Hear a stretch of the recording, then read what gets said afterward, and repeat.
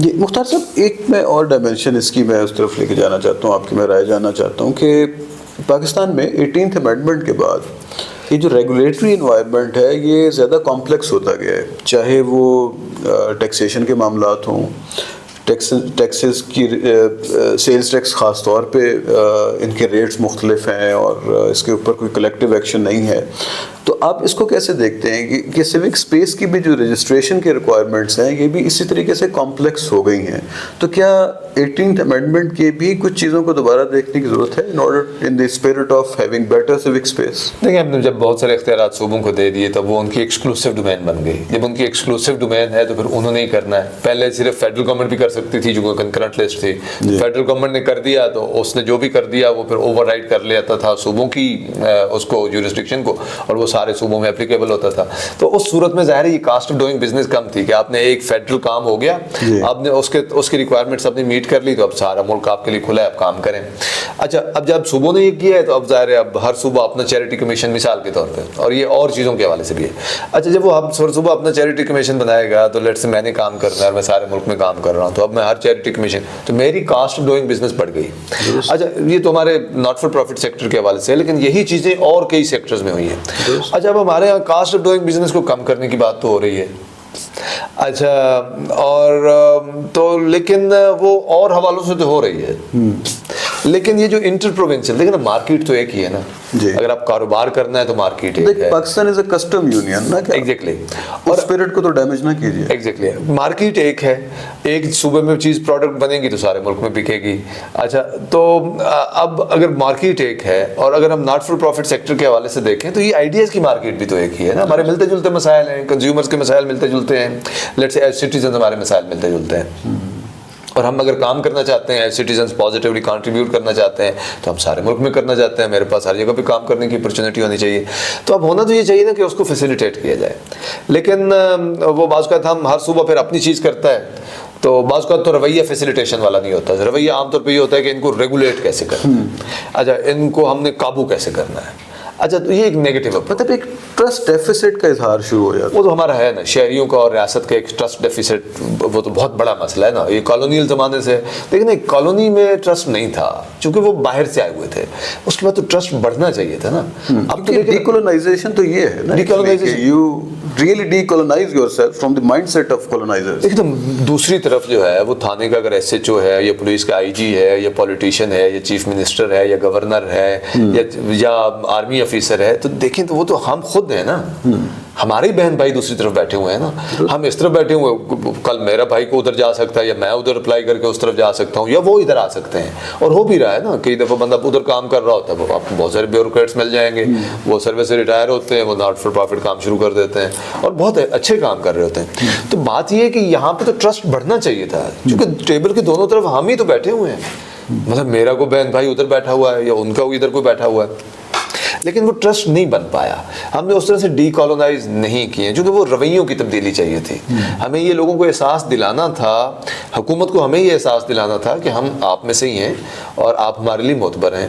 اور ہمیں بھی حکومت کو ایسے ہی انگیج کرنا تھا کہ اب ٹیبل کی دوسری طرف انگریز جا چکا ہے، اب ٹیبل کی دوسری طرف کوئی انگریز نہیں بیٹھا، میرے ہی بہن بھائی بیٹھے ہیں، میری کمیونٹی کے لوگ بیٹھے ہیں، میری قوم کے لوگ بیٹھے ہیں. تو مجھے بھی ان کو ہر وقت تان و تشنیع نہیں کرنی، مجھے بھی ان کو ہر وقت الزام نہیں دینا، مجھے بھی ان کو پازیٹیولی انگیج کرنا ہے. تو آپ کو سول سوسائٹی میں بھی وہ رویے نظر آتے ہیں کہ وہ بات ہی گالی گلوچ، تان و تشنیع، الزام تراشی سے شروع کرتے ہیں. تو ایسے لوگ آپ کو سول سوسائٹی سائٹ پہ بھی مل جاتے ہیں، شہریوں میں بھی مل جاتے ہیں، اور ریاست میں بھی آپ کو وہ لوگ مل جاتے ہیں، حکومتی اداروں میں بھی، جو بات ہی ادھر سے شروع کرتے ہیں. یہ این جی اوز والے، ان کو پتہ نہیں ایجنڈا کیا ہے، یہ بیرونی فنڈنگ ہے. اچھا بیرونی فنڈنگ پہ بھی ہم کسی وقت پروگرام کریں گے، چونکہ اس کے حوالے سے بھی بہت ساری غلط فہمی ہے. اچھا، وہی بندہ جو بیٹھا ہوتا ہے نا کہ بیرونی فنڈنگ ہے، وہ خود شیوننگ کی اسکالرشپ پہ باہر سے پڑھ کر آیا ہوتا ہے، اس نے خود کئی طرح سے اس سے فائدہ اٹھایا ہوتا ہے، اس کے اپنے محکمے نے بہت سارے لون لیے ہوتے ہیں، لیکن وہ بیٹھا ہوتا ہے. اچھا، ان کو وہ سب ٹھیک لگ رہا ہوتا ہے، لیکن کہتا ہے یہ تو ادھر بیرونی فنڈنگ آ رہی ہے. اچھا، وہ ہو سکتا ہے انٹرنیشنل فورم پہ جا کے ادھر تقریر بھی جھاڑ کے آیا ہو کہ جی پاکستان کو تو امداد کی ضرورت ہے. ابھی آپ خود امداد مانگ کر آئے، خود آپ امداد پرسنلی بھی بینیفٹ کیے ہوئے ہیں، آپ کا ادارہ بھی بینیفٹ کر رہا ہے, اور پاکستان خود بھی امداد دیتا ہے, اور ہم خود امداد دیتے بھی ہیں. ہم صومالیہ کا سول رجسٹری سسٹم ہم نے $10 ملین پاکستان نے دیے, تو کیا صومالیئنز کو بھی پاکستان کو شک کی نظر سے دیکھنا چاہیے؟ ہم نے بہت سارے ملکوں کو کیا ہے, ہم افغانستان کی کرتے رہے ہیں, صومالیہ کی کرتے رہے ہیں, سری لنکا کو کرتے رہے ہیں, ابھی میرے خیال میں ہم نے بنگلہ دیش کے بہت سارے اسٹوڈنٹس کو کہا ہے کہ وہ پاکستان میں آ کے پڑھ سکتے ہیں. ہم یہ بہت عرصے سے کر رہے ہیں ہم, اور یہ بالکل ہماری آنکھوں سے اوجھل ہے کہ Pakistan as a nation state representing the people of Pakistan, government دوسرے ملکوں کو اسی طریقے سے فورن ایڈ دیتی ہے. یہ اسکیل کم ہوگا لیکن ہم دنیا کو امداد دیتے بھی ہیں اور لیتے بھی ہیں. اچھا, اگرچہ ہمارے ہاں عام نیریٹو یہی ہے, جو کہ نیگیٹیوٹی بہت ہے, ہم کہتے ہیں بس ہم ہمیشہ پیسے لیتے ہی رہتے ہیں, اور مطلب ٹھیک ہے ہم لیتے بھی ہیں, جو لیتے بھی ہیں اس میں 80-90% تو لون ہی ہوتا ہے, کوئی گرانٹس ہمیں کوئی مفت میں پیسے نہیں دیتے, جو ہم لیتے ہیں وہ واپس بھی کرتے ہیں. یہ ہمیں انڈیا کے بھی بہت ساری آڈینس آتی ہے, تانے مارتی ہے پاکستان بھیک مانگتا ہے, وہ بھیک وہ ہوتی ہے جو مفت میں آپ کو پیسے آتے ہیں. ہم اگر IMF سے لون لیتے ہیں تو ان کو واپس کرتے ہیں, ہم ورلڈ بینک سے لون لیتے ہیں تو ان کو واپس کرتے ہیں. تو مطلب یہ اس حوالے سے بہت ساری غلط فہمی. اچھا, یہ سیوک اسپیس اگر کھلی ہو نا تو یہ باتیں ہوتی ہیں. اچھا, اس سے ٹرسٹ بلڈنگ بھی ہوتی ہے. اچھا, میں اگر آپ پہ تنقید کرتا ہوں, یہ جو اوپننیس اینڈ ٹرانسپیرنسی ہے جس کو CPDI بھی جس بات کو لیڈ کرتی ہے کہ more you have transparency and more you have open government systems, تو اتنا ٹرسٹ زیادہ بلڈ ہوگا, اتنے زیادہ ریلیشن شپ زیادہ اچھے ہوں گے, ترقی کے موقع زیادہ کھلیں گے. لیکن میں تنقید کس پہ کر سکتا ہوں؟ میں سوال کس سے پوچھ سکتا ہوں؟ میں کس سے کہہ سکتا ہوں کہ آپ میں مسئلہ ہے, آپ کو ٹھیک کرنا چاہیے؟ میں کسی ایسے غیر سے تو نہیں کر سکتا نا, میرا جس سے تعلق ہوتا ہے نا, میرا اگر آپ سے تعلق ہے تو میں کہوں گا زبیر صاحب آپ نے فلاں بڑی زیادتی کی ہے.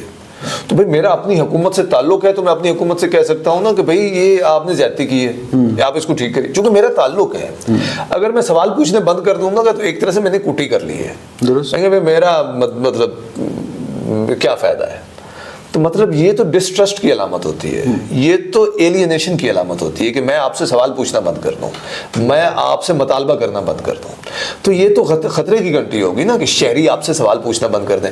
ہماری ریاست اس کو اس طرح سے, مطلب بہت اچھے لوگ بھی ہیں, میں حکومت ڈائیورس ہے اور بہت سارے ادارے کوآپریٹ بھی کرتے ہیں, تو مطلب میں کوئی ایکسٹریم پہ بات نہیں کرنا چاہتا, لیکن ایک جنرلی آپ کو ٹرینڈ نظر آتا ہے کہ وہ اس بات کی اہمیت کو جتنا اپریشیٹ کرنا چاہیے نا وہ اتنا کیا نہیں جاتا, اور وہ کرنے کی ضرورت ہے. اچھا, پھر اور بات ہے کہ یہ جو ہمارے ہاں جس کو ہم سول سوسائٹی سیکٹر کہتے ہیں نا, اس کی اہمیت کو بھی نہیں تسلیم کیا گیا. بھئی یہ ایک سیپریٹ سیکٹر ہے.